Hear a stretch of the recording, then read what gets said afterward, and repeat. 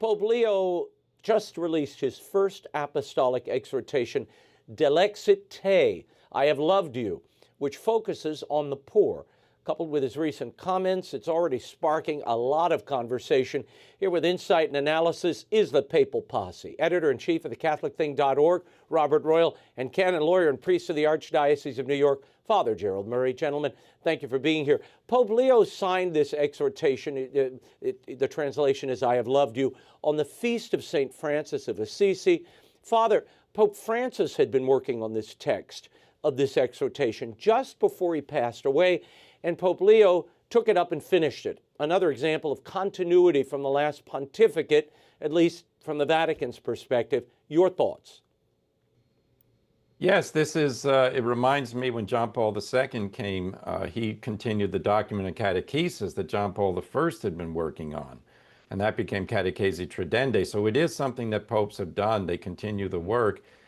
In this case, though, it's obviously a document that reflected Pope Francis's focus on the poor and on a church of the poor and for the poor, and then trying to set forth the theological, scriptural, and then also current affairs bases of what Pope Francis was writing about. Now that becomes Pope Leo's teaching. So it is a continuity, and it's kind of an indication that Pope Leo is very much interested that the agenda that Pope Francis had laid out, there be follow-through on it during the new pontificate. Well, someone who read this, whom I spoke with this morning in the Vatican, said, we thought we were getting an American Pope, but we got the second Latin American Pope. And it does have that flavor when you read it. It does have a kind of perspective on economics and the world situation, which we'll get into. The text certainly builds on the social teaching of the Church over the last century or so. Pope Leo XIII's Rerum Novarum.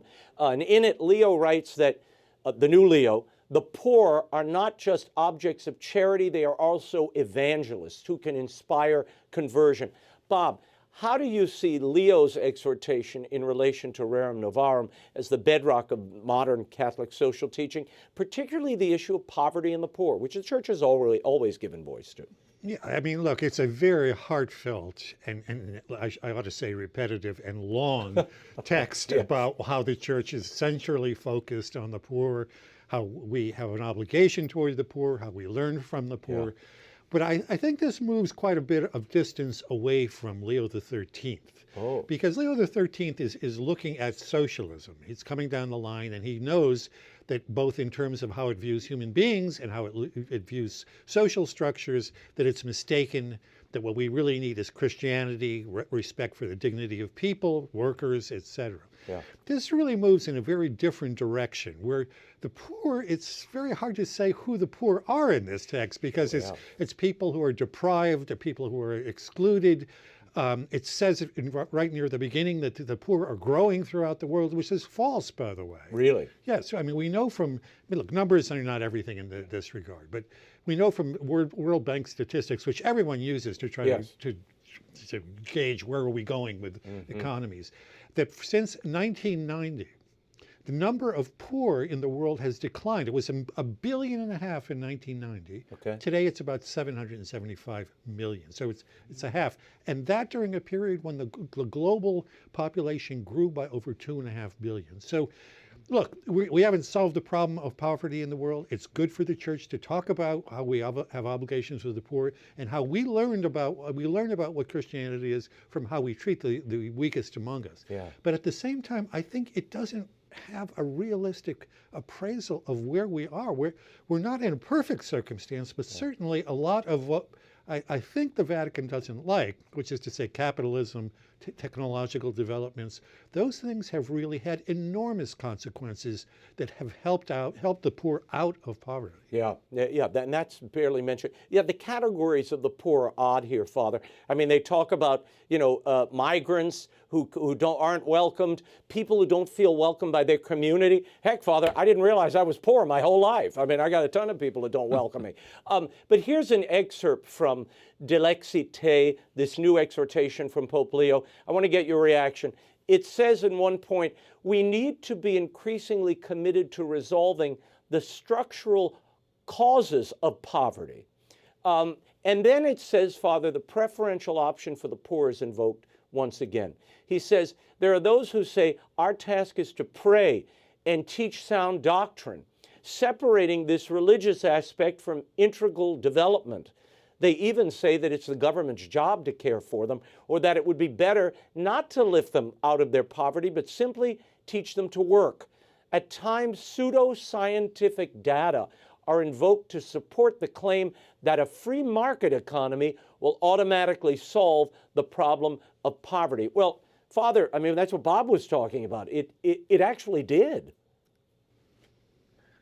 Yeah, well, there's a lot there in those statements. Certainly, just start at the end where you say pseudoscientific, but pseudoscientific according to whom?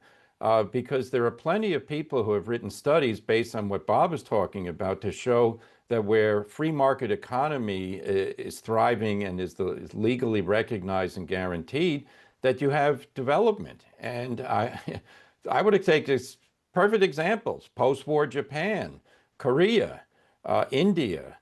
These countries in the Far East and in Asia have shown that if there's a rule of law and prosperity results when people are given the opportunity to work and to keep their earnings. Where have things failed? It's usually socialist countries. And that's one thing I noted in reading this document. How can we say, the critiques and the blame casting is all in the direction of free market countries. And as I say, to different people, very few people get on boats from Miami to travel down to Havana. It's just the other way around. And there's a reason for that. I've been to Havana. I went there in '98 when John Paul II was there. The communists destroyed a prosperous country with an economic system supposed to help the poor. And so all the poor Cubans who can get out and come to Florida. And by the way, Florida's developed so many aspects of Cuban life. When Cuba becomes free, there's going to be a whole set of people who go back and rebuild the country. Yeah, no, that is kind of omitted from the document. The power of free markets and free people, a free society. And it is, Bob, is it moving towards socialism? I mean, you talked about Pope Leo. I just read a whole document by Pius XII, condemning socialism, condemning communism. That seems to be forgotten. The most quoted pope in the footnotes here is Pope Francis. So he was essentially quoting himself, and then I guess they added other footnotes from his documents. Yeah. Well, look, it isn't very clear what this document is driving towards, because it's one thing to say that capitalism doesn't automatically lead to the solution of poverty. Mm-hmm. Obviously, that's true. There are problems with capitalism like there are problems with everything human. The same is true of technologies. There's a positive side to technologies and there's a negative side. But if you talk to most developmental experts, what they'll tell you is this. There are basically three reasons why poverty isn't solved in a given country. Usually it's because there's an ineffective or corrupt government. There's no legal system, as Father was talking about, that is really effective. Or second, there's warfare, or there's either around the country or within the country. And third, it's culture. If you don't have a culture of entrepreneurship and looking forward and invention and trying to solve problems, how are you going to move from where you are to something else? So look, in the world today, the biggest problem, I mean, Latin America itself has undergone tremendous development, the reductions in poverty. COVID has changed the numbers a little bit everywhere in the world, but there's indications that actually development has worked in those kind of places. The place where the worst problems are in sub-Saharan Africa, because you've got the problem of basically countryside that doesn't lend itself to development. It's hard to know how you move from the cultures that are there that are largely agrarian to something different. How do you bring in electricity? All those things that are quite important. And the great unsaid China, who is exploiting and cold clearing all of their natural resources in Africa, exploiting the people. There's not one mention of China here, right, or countries going in and exploiting poorer countries. And again, why? Why not? Well, and if you're going to talk about structural sins or structural barriers to people developing, it isn't necessarily capitalism. There's a reason why the Scandinavian countries, which are very capitalist, are prosperous. Yeah. It's because they value what is good, but they also enclose it, as John Paul II told us, within a moral and religious kind of vision of right and wrong, and it embodies it in the legal system. And that is what we need more than anything else if we're going to deal with poverty. Father, I read it. I tried to read it as charitably as I could when I read through this document. And for me, the takeaway was, if you get away from, some of the clumsy analysis and kind of biased view of certain markets, and look, it's very anti-American. We have to say it. I'll just say it. I found it very anti-American in its ethos, which alienates the people who need to hear it most, because the heart of the message is, you have to go out and serve the poor. We each have to go and do our part to serve the poor among us, which I remember Mother Teresa telling me about. That seemed to be the thrust of this, but it was wrapped in all of this other analysis. Well, there is an absolute obligation for every Christian to serve their neighbor, and particularly the poor, and we should do that. But the social teaching of the church goes beyond that. What it's trying to do is establish for governments and people of influence, what are the conditions for personal freedom and thriving in a society? And they include what we've been talking about, the rule of law. They include popular education so that people can learn and can function in the new economies. But they don't include something that, sad to say, is the dream of the leftists, which is a government-controlled economy, a command economy, which will tell people what everything costs, where they can work, how much they can own. That's the nightmare of the communism brought to Russia, China, Eastern Europe, North Korea, Cuba, Nicaragua. All of those places suffered as a result of these false economic ideas. Yeah. I want to move on to an issue that Leo seems to break with his predecessor on. That would be Vatican financial policy. On Monday, Pope Leo reversed a 2022 law that declared the management of the Holy See's assets was an exclusive responsibility of the Institute of Religious Works. That was Leo's first executive decree, and it stipulates that non-Vatican banks in other countries can be used if the Vatican's investment committee deems it more efficient or convenient to do so. Previously, asset management was the domain of the Holy See's Patrimony Office, so the 2022 law seemed to contradict the Vatican's own constitution. Father, what does this really mean for the management of Vatican assets, and how significant a break is this from the Francis model? No, I think it's a good development, because the Vatican, the Good Works organization at the Vatican, is in its essence, it's a small bank. They're not capable of doing all of the investing and interactions with different marketplaces. And likewise, any good financial advisor will tell you, you need to diversify your holdings, and you need to have competing money managers so that you get your best results. So I think what they're doing is recognizing that it's the centralized control out of a small bank in Vatican City State. That's not the best way in a world economy to invest the monies that the Holy See is coming into in the different properties and other assets. So I think it's a big improvement. Well, with all the scandals, I mean, Bob, you would think, kind of bringing things, letting the Vatican handle its own business might be the good thing, rather than extending it into these other opportunities. I mean, this is how they got into the London real estate deal. Right. Well, look, the Vatican Bank, the Institute for Religious Works, generally speaking, most people think of that as reliable. It is now under a certain transparency, under European banking rules. So that part of it seems to have been reformed properly. Pope Francis, I hear this from people who are involved in charitable organizations in the church, that a few years ago they tried to get all the monies, even some of these peripheral groups like Aid to the Church in Need, to get all the monies in the hands of Rome. And you can understand why they tried to do that, because there was so much corruption and they were worried about what was going on. But there's the secondary question of, how does the Vatican solve its financial problems? They've got a $1.5 billion hangover for the pensions of Vatican workers. And so there's been a lot of speculation about what they're trying to do with this new rule. It's clear at the very least that what they're trying to do is to free themselves up to make a little bit more money in a more, let's say, reliable way than they did in the past. And a lot of this is going to depend on who's making those decisions and what the decisions are, because we know that once people get the capability of moving money around corruption Right. is possible, but Yep. we can hope that the oversight is going to be better than it was in the past. Okay, after recently referencing the inhuman treatment of immigrants in the United States, Pope Leo was asked this question. President Trump has sent 400 National Guard troops to your city, Chicago, Yes, against... I prefer not to comment at this time about choices made, political choices within the United States. Thank you very much. Well, when I heard that, Father, I thought, this is wise. The Pope shouldn't be a pundit, and he shouldn't be pulled into politics by hungry journalists. Then he waded into the immigration debate in the U.S., had a meeting with El Paso Bishop Mark Seitz, the chair of the USCCB's Migration Committee, and immigration activists assembled as well. Bishop Seitz shared letters from immigrant families who feel, quote, terrorized by ICE raids and immigration enforcement. Pope Leo even teared up at one point, reportedly telling Seitz, the church cannot stay silent before injustice.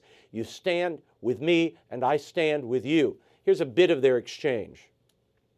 I was struck at the beginning, it talks about the feeling of powerlessness, which I think is so much case of, and I think it's so important that we as church give a message of hope in the midst of these horrible struggles, what's going on in so many cities in the United States right now.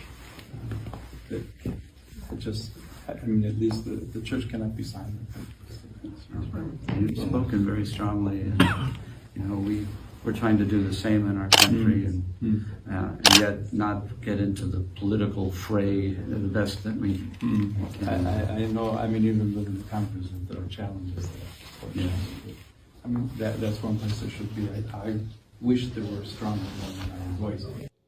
Bob, your reaction to this very pointed political posture from the Holy See now? Yeah.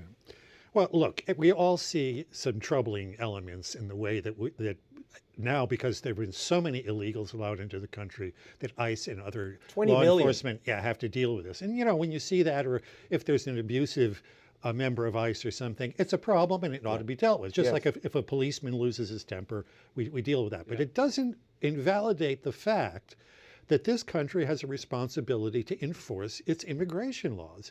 And I'm sorry to say about Leo, because I kind of have a favorable impression of him, but I think he's being propagandized a little bit by some of the elements in our bishops' conference, because there's more than one moral element at stake here. Yes, it's true that some people are frightened about this because they've done something illegal. They've come to the country not through the legal means that are provided by the government. Should we have more people coming legal? That's a political debate that our Congress can have. But to look at this and put all the blame solely on an effort at law enforcement, when in fact there's a larger question about the country, when we have our own people who are suffering. Look, the government is shut down right at this moment, largely over the question of, are illegals going to get free health care? Yeah. When our own people are struggling to pay for health care. So it's a complicated moral situation, and I wish that somehow Leo could get a broader picture with all the moral elements that are in play, because it's not solely what came out of that conversation. Father, your reaction, I mean, as Bob said, he's saying the church cannot stay silent before injustice. Is enforcing standing U.S. immigration law unjust? No, it isn't, because the Catholic Church recognizes the right of every country to regulate its borders. In other words, who enters, who gets to stay, who only has a temporary stay, a visitor's visa or whatever. So people who violate the law to obtain a benefit that they're not entitled to, when the law is enforced, they have to leave. And there's nothing unjust in that. It can be done, of course, in a way that's inhumane if it was, rounding people up and putting them, in pain to get out. But that's not what's done. Only people who resist arrest by ICE are going to be subject to some kind of, enforcement through physical restraint. So it's a very emotional thing to say someone who came here illegally and is enjoying life in America has to leave, and that's unjust. It's not unjust. The person knows they're here without legal permission. They ran that risk. They didn't get online and wait to come in legally. They did it otherwise. So, I can sympathize with people saying, well, it's not nice to have police going into towns, But guess what? If you don't have police, you're not going to have a town. Yeah. We have to have order. These rioters, by the way, seem to get all the sympathy in the media because they're going against what they call, the fascist police of ICE. No, that's propaganda they're putting out to justify their behavior. They should also be arrested when they commit illegal acts. Yeah. But Father, now you have, and this is all going to be used, I will tell you, to give moral suasion and moral weight to the argument that somehow ICE is a renegade, this is the Stasi going on the street collecting people, when in reality, these are people, in some cases, and the people in this first wave, these are criminal elements for the most part. These are people with criminal records, visa overstays, and they left the country and came back illegally. And then you have people who are part of these cartel networks. I dare say the crime happening in the city, the things happening in U.S. cities, are cartel organizations that have networks from the border all the way up the United States. If that were happening in the Vatican, one would hope that the message should be, we need to get criminality off of our streets and out of our country. That's not happening at the Vatican. I mean, it's not. Look, we know that even one of the principal generals in ICE has been threatened by a Mexican cartel. They put out a contract on him to have him killed. I mean, how can you have a more obvious example of what the dynamic is in the country? It is not simply a matter of innocent people who are going about their lives who are being picked up by law enforcement. So look, I want to say again, it's complicated. We allowed far too many people into the country. There are a lot of people in that group of people who are pretty bad dudes, as our president has said. Yeah. And so when you go in and you enforce the law, it's going to be rough and tumble at some points. But I don't know what the alternative is. Either we go in and take them out, or they continue to terrorize our people. Bob, the church, and Father, the church teaches people have a right to migrate, but a country doesn't have necessarily an obligation to accept you. I mean, the organized immigration processes, that is the obligation and the right of any state. And I thought that's what the church always taught. No, the church does teach that. And, the emotional appeal is going with a premise that's unstated, which is they're stating, well, U.S. immigration law is unjust because everybody should be allowed into the country whenever they want. Well, if you believe that, then you got to influence the legislators to change the law, because the American people historically have had laws to regulate who gets in and who gets thrown out when they overstay their visa. So no, the church look, Vatican City State last year, last year they issued a decree about what to do with people who enter the state illegally and want to, stay on the grounds without permission. And they are subject to arrest and fines. So the Vatican, it's okay to arrest people if they, camp out in the Vatican gardens, but it's not okay to arrest them if they enter the country illegally and will refuse to leave. Yeah, good point. At his Sunday Mass for the Jubilee of Migrants, Pope Leo urged Catholics to care for immigrants so they are not faced with what he called the coldness of indifference or the stigma of discrimination. Pope Leo also met recently with the Director General of the International Organization for Migration, Amy Pope. The two both expressed mutual support for migrants the world over. And Bob, when Cupich was trying to wiggle out of his scandalous plan to grant Senator Durbin a church honor, he said, we are not a one-issue church, but it does feel like immigration is becoming that one issue in Rome. Yeah. Look, and the Catholic principle that is often invoked here is human dignity. Now, of course, every human person is a child of God, man and woman, boy and girl, wherever they're from, wherever they're going to. But that's not a policy for immigration and migration around the world.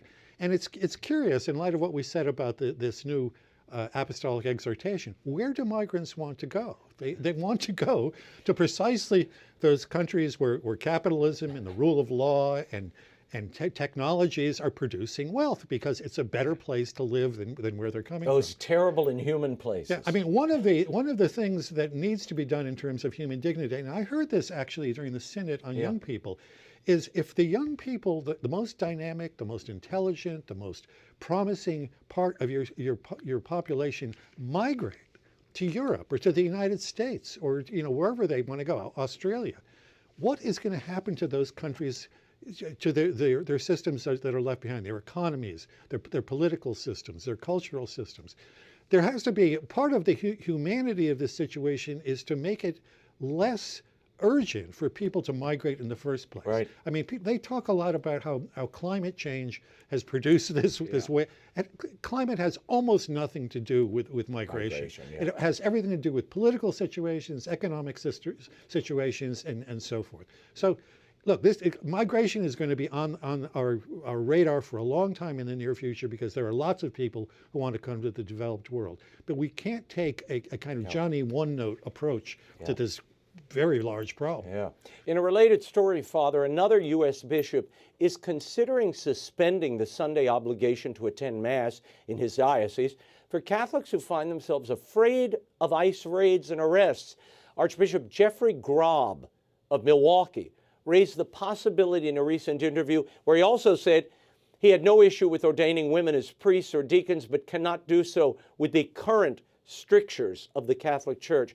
Father, is Archbishop Grobb justified in suspending Sunday Mass obligations for allegedly frightened migrants? I don't think so, because people who are here illegally, and that's the category, it's not all migrants.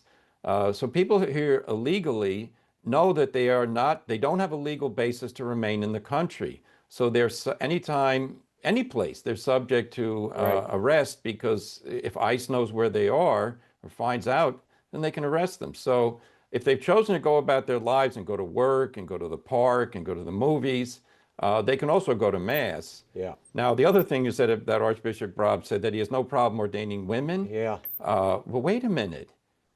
You're a bishop of the Catholic Church. The Catholic Church teaches it's impossible to ordain a woman. So why would you do something that's impossible? You know, bishops take an oath to uphold the Catholic faith when they become bishops. The bishop needs to re-examine and reject this position, because the issue is not what do I like, what would I prefer. The issue is, what did Jesus and what does the Church say?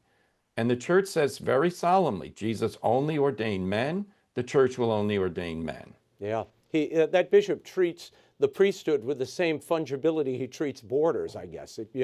They're all subject to change depending on social attitudes. Meanwhile, at the Vatican, the vice prefect of the Vatican Library has announced the establishment of a prayer space for Muslims who visit the Vatican Apostolic Library in Vatican City. In an interview with La Repubblica, published October 8th, the vice prefect, Giacomo Cardinale, says, "Of course, some Muslim scholars have asked us for a room with a carpet for praying, and we have given it to them."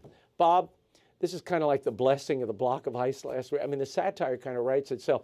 Why do this? Why do this? Yeah. Well, look, I think if you ask them, they would say, well, as Christians, we need to facilitate other people. We respect them. We respect their religions, etc.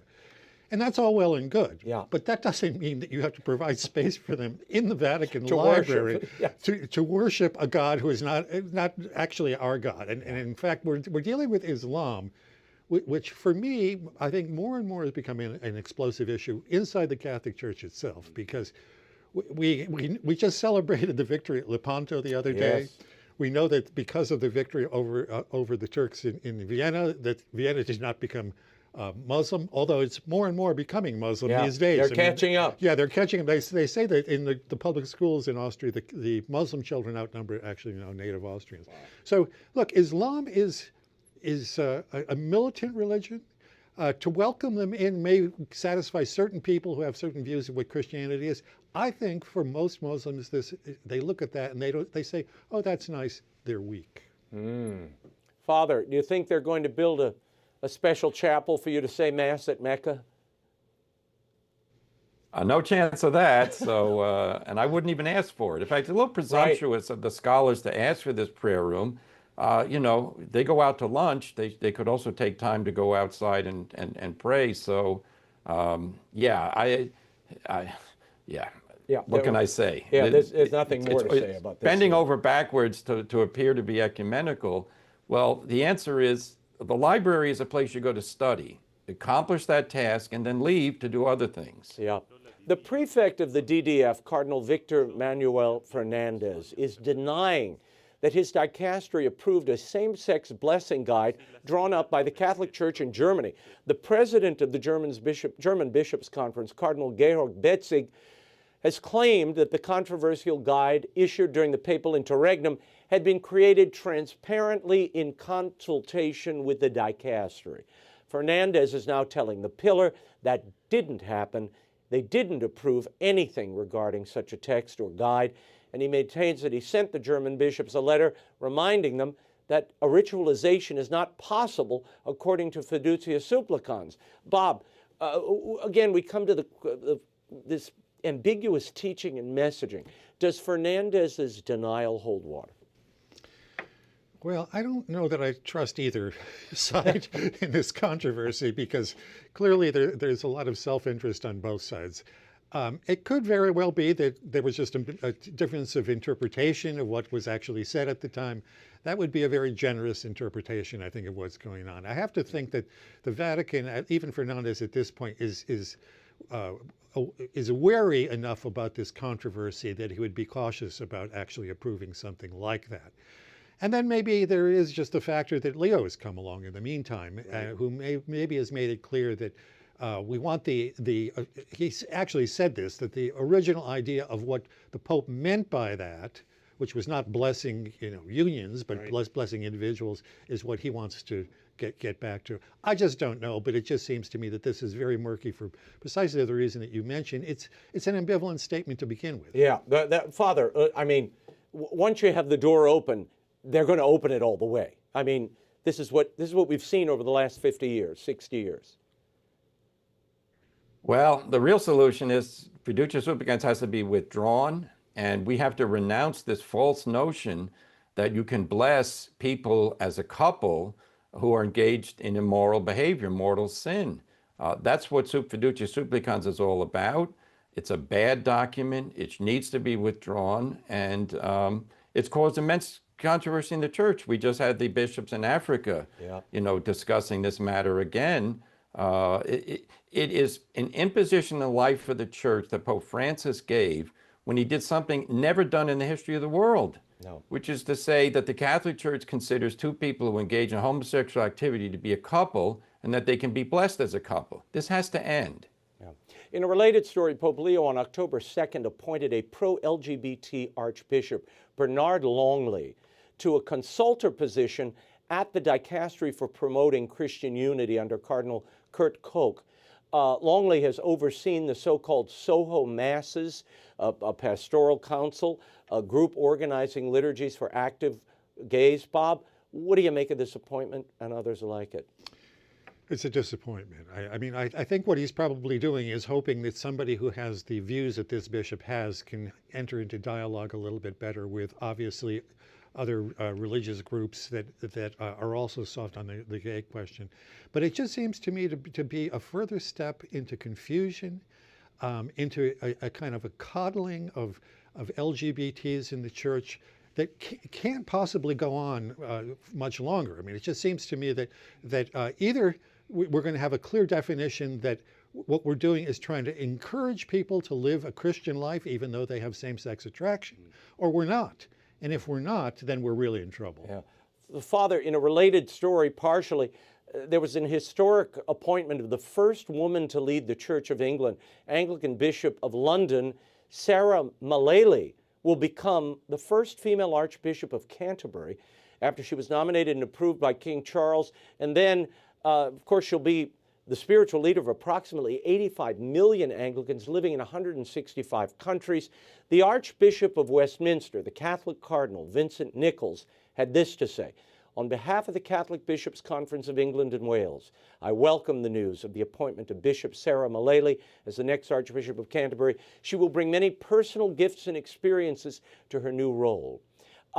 Father, your reaction to Cardinal Nichols' statement and the appointment, and will this do anything to settle the tensions in the Anglican community over these LGBT issues? No, it won't settle anything in that regard, nor in regard to abortion. I mean, this is a radical woman who has been made the Archbishop of Canterbury. So she's leading the Anglican Church further in the distance away from the gospel. the moral teaching of Christianity is cast aside in favor of, left-wing ideology in the modern world. So we should be polite and greet them and send them, a note saying, pleased to now be in dialogue with you. Yeah. But the dialogue should then go on to the next thing. Well, why is it that you think abortion's a good thing? You claim to speak in the name of Christ, and you think Jesus is in favor of killing people in the womb? That should be the kind of dialogue we engage in. Otherwise, it's all frippery and show and happy faces to say everybody likes each other. Yeah. I like everybody. I don't like what everybody thinks and does. Yeah, me neither. That's why we get along. Finally, on a more positive and colorful note, and gosh, do we need a positive note. On October 4th, 27 new Swiss guards were sworn in at the Vatican. Pope Leo attended the ceremony, the first pope to do so in 60 years. Bob, you studied the Swiss Guard, you've written a book about it. The Pope's attendance is how significant? Oh, I think it's great. If you've never been to the swearing in of the Swiss Guard, it really is that high pageantry of the Vatican, and it reflects something. I think the most noble thing I've ever seen in my life was when Pope Benedict did the Mass. I wrote a book for the 500th anniversary of the Swiss Guard, but Pope Benedict did the Mass for the 500th anniversary under the baldacchino in St. Peter's. And the commandant of the Swiss Guard went up and put his arm after the Mass and walked the Pope down the steps.